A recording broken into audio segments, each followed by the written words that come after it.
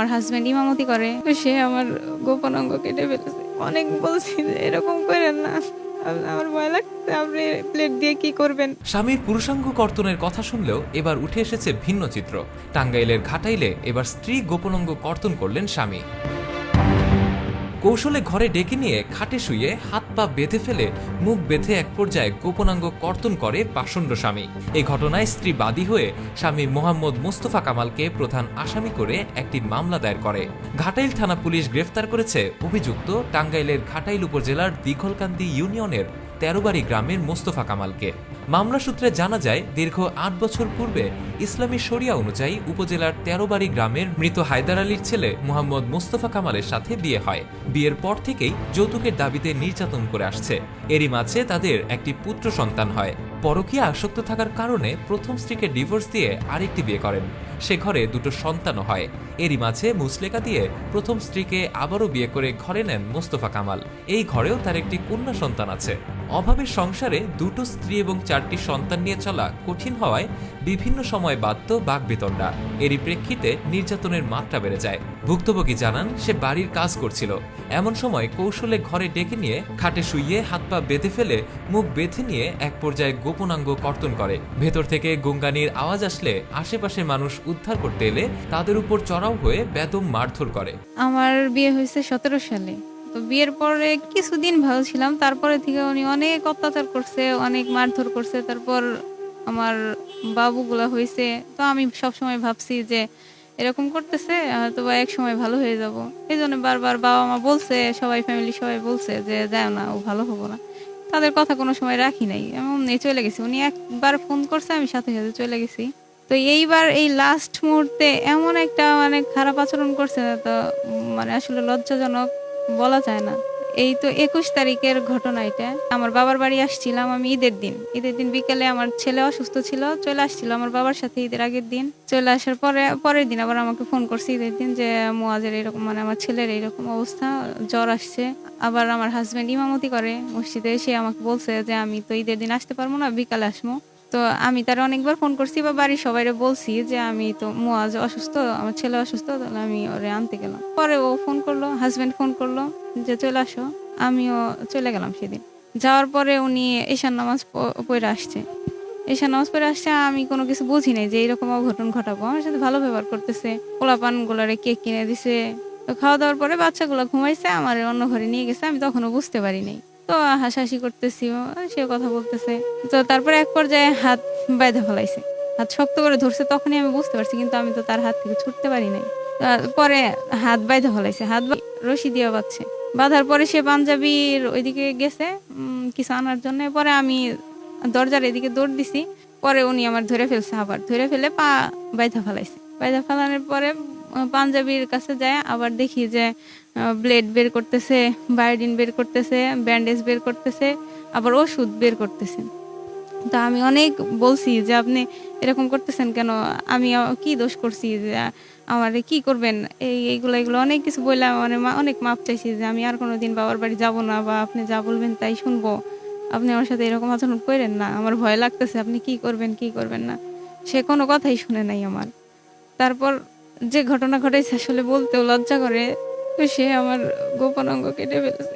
আমি অনেক অনেক বলছি যে এরকম করেন না, আমার ভয় লাগছে, আপনি প্লেট দিয়ে কি করবেন। তো সে শুনে নাই, তো কেটে ফেলছে। তখন আমার মনে হয় সেন্স ছিল না, যে আমি বুঝতেই পারি নাই যে কি হইলো এখন। আমি কেমন জানি হয়ে গেছিলাম। তারপরে সে মনে হয় বায়োডিন দিছে। পরে একটু সেন্স যখন আসছে, তখন দেখি যে আমার কম্বল, খাটের নিচে, সব জায়গায় দিয়ে ব্লিডিং, সব জায়গায় ব্লাড পড়ছে। আমার হাত দিছি, হাতে ব্লাড, কাপড়ে ব্লাড, সব জায়গায় ব্লাড। তো সে সাথে সাথে দেখি যে খাটের পাশে পড়ে আছে ব্যান্ডেজ, যতটুকু ব্যান্ডেজ ছিল সব ব্যান্ডেজ দিয়ে মুইসা ফালাইছে, কাপড় দিয়ে মুইসা ফালাইছে, তাও ব্লিডিং বন্ধ হয় নাই। পরে সে কচু নিয়ে আসছে যে রক্ত বন্ধ করানোর জন্য। তো আমি অনেক মাপ চাইছি, আর এইগুলো করেন না, আমি এখন মারা যাবো, আমার আর এরকম কষ্ট দিয়েন না। পরে ওইরকম চিল্লাচিল্লি, আর তো চিল্লাচিল্লি তো করছি, কিন্তু এর মধ্যে আর কেউ আসে নাই। যখন এই কাজটা কইরা ফেলছে, তখন ওর মা ভাই আসছে, আইসা বলছে যে ওর মারতেছিস কেন, কি হয়েছে, মারতেছিস কেন। পরে সে দরজা খুললে একটা ধমক দিল যে এখানে কি এত রাতে কি, যান ঘুমান, যা যা মধ্যে ঘুমান যায় ঘরে, এই কথা বললো। আর তারাও চলে গেল, আর কিচ্ছু বললো না। আমি সুষ্ঠু বিচার চাই, আর আমি চাই যে ওর ফাঁসি হোক। কারণ আমি তো সব সময় সারাটা জীবন চাইছিলাম, এই 8 বছর ধরেই চাইছি যে আমি ভালোভাবে থাকি ওর সাথে, আমার 2টা বাচ্চা নিয়ে। বাচ্চারও বাপের প্রয়োজন আছে, মায়ের প্রয়োজন আছে, এগুলাই চাইছি যে ওর সাথে আমি থাকি 2টা বাচ্চা নিয়ে। ও বিয়ে করছে, করুক, তাতে কোনো সমস্যা নেই। আমি সবসময় বলছি যে ভালো ব্যবহার করেন, ভালো ব্যবহার করেন, ও আছে থাক, ও বউ আছে, আপনি ওর কাছে যান, কোনো সমস্যা নেই। আপনি আমার সাথে ভালো আচরণ করেন, ভালোভাবে ঠিকভাবে সবকিছু দেন, ভরণ পোষণ করেন, এগুলাই বলছি, কিন্তু কোনো সময় শুনে নাই। তবে এই ঘটনায় এলাকাবাসী অভিযুক্ত মোস্তফা কামালের ফাঁসি দাবি এবং কঠোর বিচার চায় এবং এই ঘটনার তীব্র নিন্দা জানিয়েছেন। এ ধরনের নিক্কারজনক ঘটনা যেন আর কেউ না ঘটাতে পারে, এমন শাস্তির আওতায় আনা হোক তাকে। আমার মেয়ে আমি বিয়ে দিয়েছিলাম মোস্তফা কামালের সাথে। ওখানে বিয়ের পরের থেকেই নির্যাতন করে, আমি বহুত বাড়ি করছি কিন্তু পারি নাই।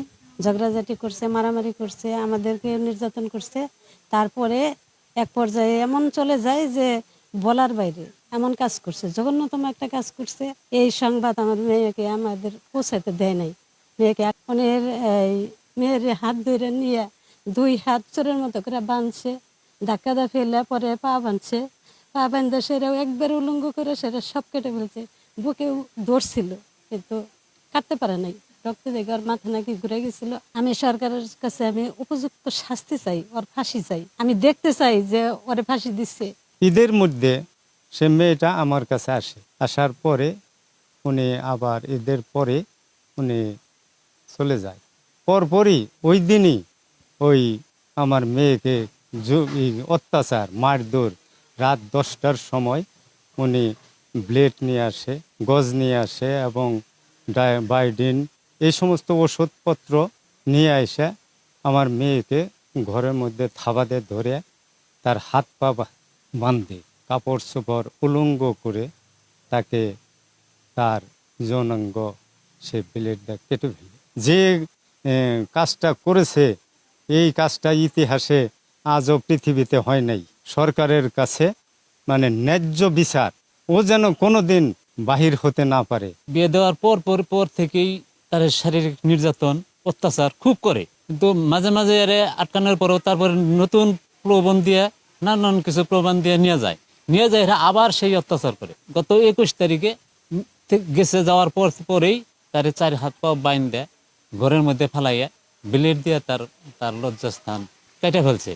এই যে এই ঘটনাটা করছে, এই ঘটনাটা করার খুব তীব্র নিন্দা জানাই। এটা আমি সরকারের কাছে এর ফাঁসির আবেদন করি। তারে যে ঘটনা ঘটাইছে, তার যে অবস্থা খারাপ করছে, শুই না আমাদেরও খুব খারাপ লাগছে। আমরা এর শক্ত একটা বিচার চাই, সর্বোচ্চ শাস্তি চাই ওর জন্য। আমাদের থানার লোকের পাড়াতে যে মোস্তফা কামাল তার স্ত্রীকে শারীরিকভাবে মানসিকভাবে নির্যাতন করেছে এবং তার সেই নির্যাতনের মধ্যে উল্লেখযোগ্য নির্যাতন হলো যে গত 21 এপ্রিল রাতের বেলা তার এই আসামি যে মোস্তফা কামাল সে তার স্ত্রীর যে গোপনাঙ্গ আছে, গোপনাঙ্গ যে বলছে তার স্ত্রীর ভাষ্য মতো যে তাকে ধারালো কোনো ব্লেড বা কোনো কিছু দিয়ে তাকে কিছুটা অংশ ক্ষতিগ্রস্ত করেছে। পরে সে হাসপাতাল থেকে চিকিৎসা নিয়েছে এবং চিকিৎসা নিয়ে আমাদের কাছে অভিযোগ করার প্রেক্ষিতে পরবর্তীতে আমরা এই বিষয়ে মামলা নিই এবং মামলা পরবর্তী সময়ে এই মামলা ঘটনার সাথে জড়িত হিসাবে আসামি মোস্তফা কামালকে গ্রেপ্তার করি।